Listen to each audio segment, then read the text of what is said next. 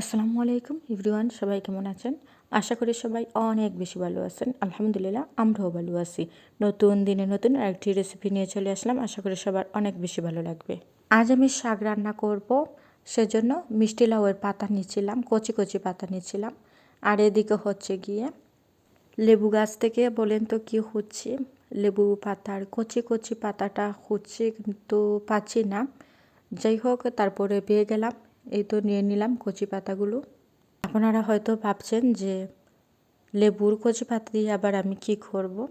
লেবুর কচি পাতা দিয়ে এত মজার শাক রান্না করব আজ। আজ লেবু মানে খেতে হবে না, লেবুর যে ফ্লেভার আসে শাকে খেলে, ঠিক সেই ফ্লেভার কিন্তু চলে আসবে এই পাতা দিলে। এরকম শাক রান্না আসলে আমার আগে জানা ছিল না। আমি যখন এই পাড়াতে আসি তখন কিন্তু আমার সিলেটি একজন আপা আছেন, ওই আপা কিন্তু এরকম রান্না করেন। প্রায় সময় আমার গাছ থেকে লেবুর পাতা নেন, কচি কচি পাতা। তো মাঝে মধ্যে ওনাকে জিজ্ঞেস করি যে লেবুর পাতা দিয়ে তুমি কি করবে। তো উনি বললেন যে শাকে দিলে নাকি ভীষণ ঘ্রাণ হয়। তো আমিও খেয়েছি, প্রায়ই খাই, সেজন্য আজও ব্যবহার করছিলাম। কিছুটা মিষ্টি লাউয়ের পাতা নিয়েছিলাম, আর আগের ছিল ডাঁটা শাকের পাতা। তো ওইগুলো ভালোভাবে ধুয়ে অফ ক্যামেরায় আমি ছোটো ছোটো টুকরো করে রেখেছি, ছোটো ছোটো পিস করে রেখেছি। এদিকে হচ্ছে গিয়ে লাসু মাছ, সিলেটি ভাষায় আমরা লাসু মাছ বলে ডাকি এই মাছগুলোকে। কিছুটা পরিমাণ লবণ দিয়ে আর হলুদ দিয়ে ভালোভাবে মাখিয়ে পানি জড়াচ্ছিলাম। এখন অফ ক্যামেরায় আমি কিছুটা পরিমাণ তেল দিয়ে দিয়েছিলাম কড়াইয়ে। তেল দিয়ে তো কিছুটা মাছ ভেজে নিয়েছিলাম। কারণ হচ্ছে গিয়ে মাছের তেল যে অবশিষ্ট যেটুকু থাকবে সেটুকু দিয়ে আমি শাক রান্না করব। এদিকে আমি যে শাক আজ রান্না করব, শাকে আমি পেঁয়াজ ইউজ করব, আমি রসুন ইউজ করব না। আজ শুধুমাত্র পেঁয়াজ দিয়ে শাক রান্না করব। আপনারা কি এরকম খেয়েছেন? পেঁয়াজ দিয়ে, শুধুমাত্র পেঁয়াজ দিয়েই শাক রান্না।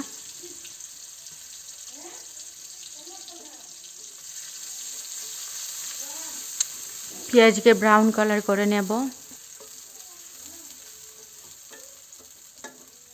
তারপর শাকগুলোকে দিয়ে তারপর ঢাকনা দিয়ে ঢেকে রাখবো।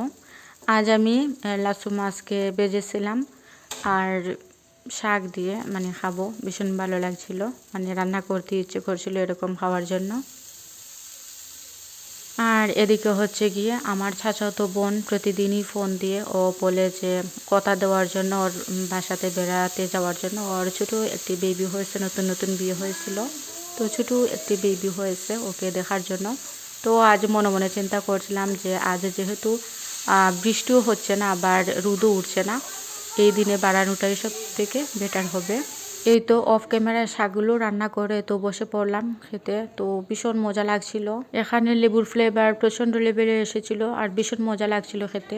এখানে চলে আসলাম মেজর টিলার বাজারে, সিদ্দিক প্লাজা, তো নিচের যে আছে ওইগুলোতে চলে আসলাম শপিং করতে। শপিং বলতে যে ছোট বেবিকে দেখতে যাব, সেই বেবির জন্য কিছুটা হাতে না নিলে অনেক শরম লাগছিল, খালি হাতে কিভাবে যাই। তো আমি কিছুটা দেখছিলাম যে কি কি নেওয়া যায়। তো আমার ছোটো বোন এই ড্রেসটা পছন্দ করলো, ও এই ড্রেসটা গিফট করবে। ওর যেহেতু বান্ধবী ছোটোবেলা থাকতেই ও খেলাধুলা করতো, যার বাচ্চা হয়েছে, তো ও খুব শখ করে এই ড্রেসটা পছন্দ করলো।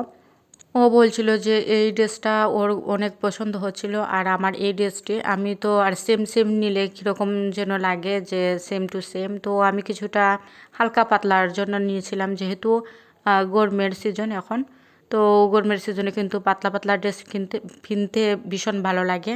ওর ছোটো বেবিকে নিয়ে আর আমার ছোটো বেবিকে বাসায় রেখে আমার বড় মেয়েকে নিয়ে তো চলে যাচ্ছিলাম আমি আমরা একটি সিএনজি রিজার্ভ করব। তো রিজার্ভ করে তারপর কিন্তু ওর বাসাতে আম্বুরখানাতে চলে যাব।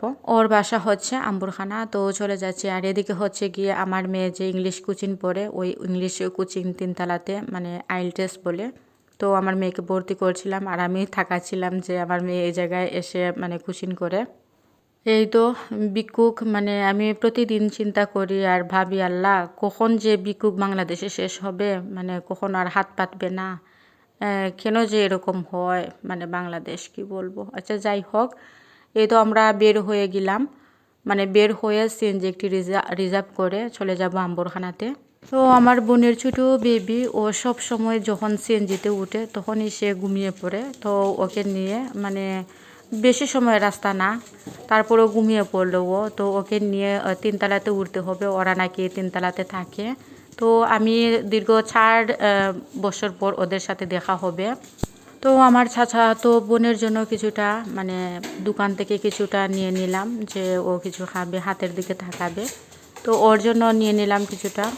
তো এখন আস্তে আস্তে উঠছিলাম আমরা, যে মানে এ জায়গায় তো মানুষ ভাড়া দিয়ে যে থাকে এত টাকা দিয়ে, কি বলবো মানে গড় কি বলবো, রুম একদম কি অবস্থা, মানে দেখে আমি হাঁ হয়ে গেলাম যে এরকম মানে বাসা তো ভাড়া দিয়ে থাকতে হয় মানুষের। আর মেন কথা হচ্ছে গিয়ে ওনারা হচ্ছেন 3 বোন, কোনো ভাই নেই, এই মেন সমস্যা। মানে ওনাদের বাসা খুঁজতে ভীষণ মানে হয়, সমস্যা হয়। তো যে জায়গাতে ওনারা উঠেছেন এখন আর বের হতেও পারছেন না, খুব কষ্ট করে বাসা মিলাতে হয়। তো কলিং বেল বাজাচ্ছিলাম যে দেখি কি অবস্থা ওদের। তো ওনারা দর খুলছেন। আমার মানে আমার চাচা ভীষণ বৃদ্ধ, চাচাকে দেখলে আমার বাবার কথা মনে পড়ে যায়, অনেকটা এই বয়সেরই আমার বাবা ছিলেন।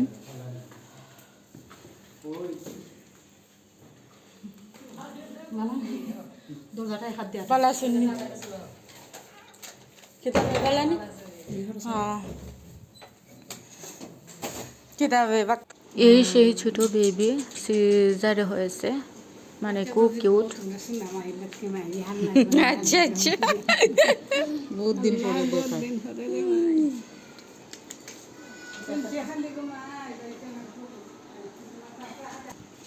তো চাচি হাত ধরে বলছিলেন সোনা ময়না, লক্ষ্মী ময়না, অনেক দিন পর দেখা হলো তোমাদের সাথে, অনেক আদর করছিলেন। চাচি তো বুঝতেই পারছেন, চাচি হন, তো মায়ের মতো অনেক আদর করছিলেন। তো সব রুম আমি ঘুরে ঘুরে দেখছিলাম যে কীরকম বাসা ওনাদের। ওনারা অনেক যত্ন করছিলেন আমাদেরকে, তো সেগুলো আর নাই বা দেখাই, কারণ সব কিছু দেখালে অনেক বেশি বাড়াবাড়ি হয়ে যায়, মানুষে অন্য দৃষ্টিকে তাকায় মানে ভিডিও করলে। তো আমি আর ভিডিও করলাম না, বাসায় চলে যাব, সন্ধ্যা হয়ে গিয়েছে, ভিডিওটি এ পর্যায়ে।